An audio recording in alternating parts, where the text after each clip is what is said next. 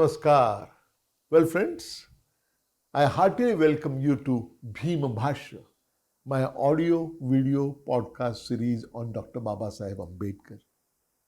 This audio video podcast series has 54 short speeches unraveling as many as 25 different dimensions of Dr. Babasaheb Ambedkar's multifaceted genius.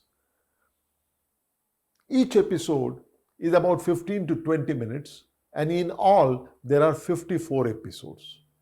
Friends, this podcast series is about Dr. Babasaheb Ambedkar, his thoughts, his actions, his philosophy, and above all, the great vision that he had shown for our country as a whole.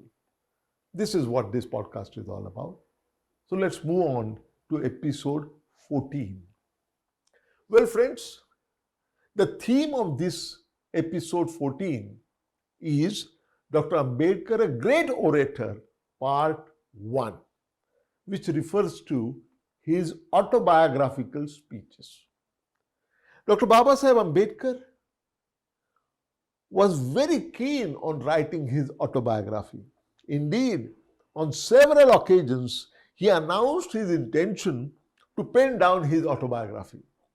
But in view of the socio-economic and political upheavals in his eventful life, Dr. Ambedkar could never get enough respite to develop and finish the autobiography which he had already started. A small part of his autobiography appears in volume 12 of the Babasaheb Ambedkar Writings and Speeches, and the title is Waiting for a Visa. But that's only part of autobiographical writing that he had. A detailed autobiography in his own indomitable style would certainly have provided rich insights into the making of this iconic personality. In the absence of a detailed autobiography, one has to make do, unfortunately, with some autobiographical references in his speeches. As a matter of fact, Dr. Ambedkar wrote and delivered 537 speeches. Out of these 537 speeches, about 300 more important speeches have been classified and re-edited and put together in these 3 volumes of mine, Ambedkar Speaks, Volume 1, Volume 2, and Volume 3. Of these 537 speeches, 15 speeches are autobiographical. There are references to his own life in his own words. These autobiographical speeches can be categorized, can be classified into at least 4 different subcategories. First is mission and role. Second is bitter memories. Third is review and self-assessment. Fourth is philosophy of life. Let's focus on these 4 categories of his autobiographical speeches. As far as the mission and role is concerned, in his early speeches, his earliest speech was in Mumbai on 9th March 1924, and then there was another speech in Rahmatpur in May 1926. In both of these speeches, Dr. Ambedkar sets out his mission and clearly carves out a role for himself. These 2 speeches, title of the first one was, I shall use power of my knowledge to build movement for all different classes. And the second one is titled, I am the stick in the hands of my blind masses. Both of these speeches unambiguously convey Dr. Ambedkar's mission in his life and the role that he assigned for himself, which, as we all know, he performed with perfection throughout his momentous life. Let me quote from his very first speech, and I will directly go to the speech and quote from the speech. And I quote, I am going to work hard with complete honesty to ensure an all round development of the depressed classes. It is for this purpose that I have acquired so much knowledge. I would certainly not limit the use of the power of my intellect only to my family or my caste. I will render them to the benefit of entire depressed classes to help them build their social movement and struggle. Then he adds, and I quote, the challenges lying before the untouchables are formidable. I'm aware of that. I'm aware that I may not be able to solve all their problems, but I'm confident that I can pose these challenges before the world and bring our agony to their notice. The challenges before the untouchables are like mighty Himalayas. I'm going to bang my head against these Himalayas. So please remember that even if I'm not able to bring down the Himalayas, 7 crore untouchables on witnessing my bloodied head would be ready to sacrifice their lives to bring the Himalayas down. Unquote. This was the part of the first ever speech that was made by Dr. Ambedkar. Dr. Ambedkar's second category of speeches is bitter memories. Dr. Ambedkar's mission was, of course, shaped by his own actual experiences. In one of his speeches, which was delivered in Kalyan, Maharashtra, the date was May 17, 1936, Dr. Ambedkar recounts 3 humiliating incidents in his personal life which had left a deep impression on his mind and which led him to decide in favor of the renunciation of Hinduism and conversion to some other religion. That's the second category of the speeches. The third category of autobiographical speeches is review and assessment. From time to time, Dr. Ambedkar reviewed the progress of mass movements that were led by him. There are at least 4 such strategic reviews which were made public through 4 speeches. The first review was after spending 10 years in social life. This was the speech that he made in Nagpur, and the date was 3rd May 1936.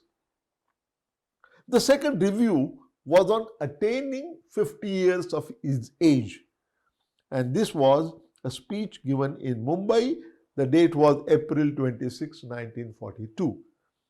While the third review was the one when Dr. Ambedkar turned 60 years old, and that was made in Jalandhar.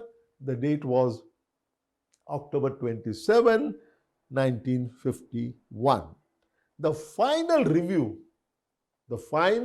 and assessment was done only 3 months before his Mahaparinirvan, and this final speech or final review and assessment was done in his speech delivered in Agra. The date was March 18, 1956, which is actually about 9 months before his Mahaparinirvan. In his final review, Dr. Ambedkar pointed out that when he entered the public life, he had 3 objectives in mind. First, to spread education to each and every house of untouchables. Secondly, to ensure a broader representation for untouchables in government jobs. And thirdly, improving the condition of innumerable untouchables living in villages. In conclusion of his assessment, here is what Dr. Ambedkar said, and I quote, "I was successful in 2 out of the 3 objectives in my public life, but my third objective has not been successful as per my expectations." Unquote. The fourth category of Dr. Ambedkar's autobiographical speeches pertains to his philosophy of life. In one of the speeches in Marathi in Mumbai on October 28, 1954, Dr. Ambedkar said that he had gone through religious books like Mahabharata, Bhagavad Gita in his young days. But when he came across the book about Gautam Buddha, it had great impression on him, and since that time he became the follower of Buddha.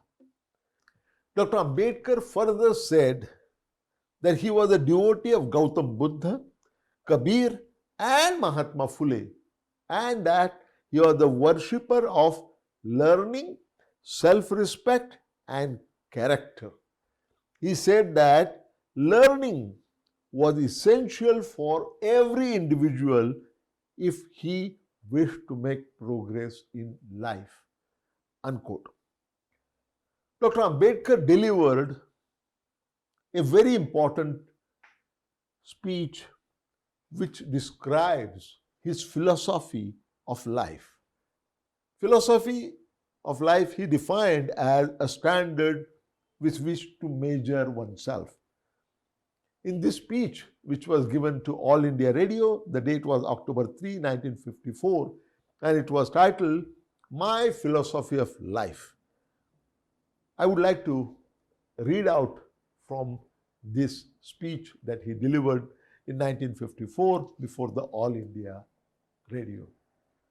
In his speech, famous speech called "My Philosophy of Life," Dr. Ambedkar said, and I quote, "Every man should have a philosophy of life, for everyone must have a standard with which to measure his own conduct. And the philosophy is nothing but a standard by which to measure."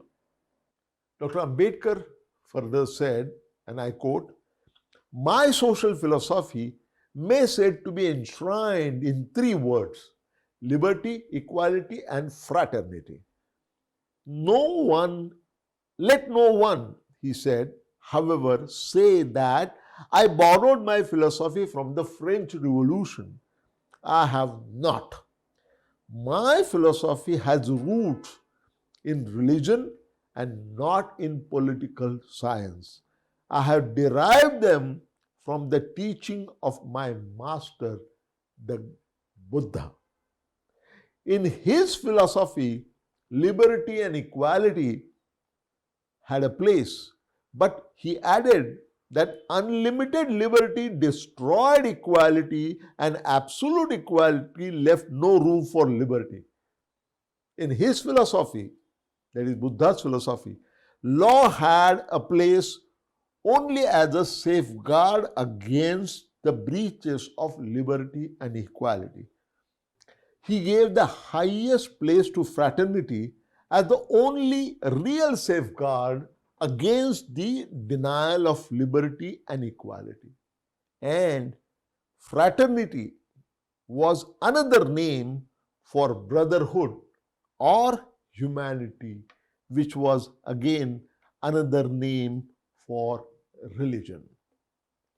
Dr. Ambedkar added further, and I quote, "Indians today are governed by 2 different ideologies. Their political ideal set out in the preamble of the Constitution, which affirms a life of liberty, equality, and fraternity. Their social ideal embodied in their religion denies that. Unquote. This is the speech that he gave before the All India Radio in 1954. Admittedly, while these speeches are only a poor substitute for a full-fledged autobiography, they do serve a useful purpose of shedding some light in the making of Dr. Ambedkar and his thought processes, if only as a second best. Well, friends, let's conclude this session right here. When we meet again, we are going to have a very exciting 4 episodes on a very unique role played by Dr. Ambedkar. The 4 episodes which are going to follow pertain to the debate and conflict and compromise between 2 of the greatest personalities of our country. One is, of course, Mahatma Gandhi, and the second, of course, is Dr. Baba Saheb Ambedkar. So long until we meet again. But before we wind up this session, let me request you, if you like this podcast series, please like it, share it, and subscribe to it. So thank you very much. Namaskar.